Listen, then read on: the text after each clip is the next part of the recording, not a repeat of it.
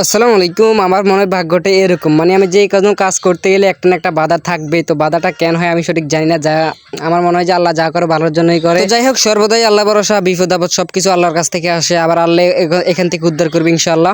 তো এখন আমি যে আদ্রা পাত্র এখান থেকে খুলতেছি, এর কারণ হচ্ছে যে আমাদের টাইগার মুরগিগুলো আছে, এগুলোকে আমরা পাত্রের মাঝে খাবার দিব। তো দুই একটা পাত্র আছে, আর একটা পাত্র আছে আর কি নৌকা পাত্র। তো ওই পাত্রটাতে মূলত খাবার ছিটায় ফালাই দেয়, মানে খাদ্য যদি আমি ফুরিয়ে দেই, তো এখান থেকে নখ দিয়ে আস্রা আস্রা ফালাই দেয়, সেইখানে খাবার অনেকটা অপচয় হয়। এখান থেকে ভাবছি একটা পাত্র নিব অথবা দুইটা পাত্র নিয়ে আমি দিব, একটু খাওয়ার উপযুক্ত হয়েছে, না খাইতে পারলে আস্তে আস্তে শিখে যাবে। তো যার যার টাকা মুরগি লাগবে অবশ্যই কমেন্ট করেন। 12 দিন বয়স থেকে বিক্রি করা শুরু হবে। আজকে হচ্ছে আমার মুরগিগুলোর বয়স হচ্ছে আজকে 5 দিন।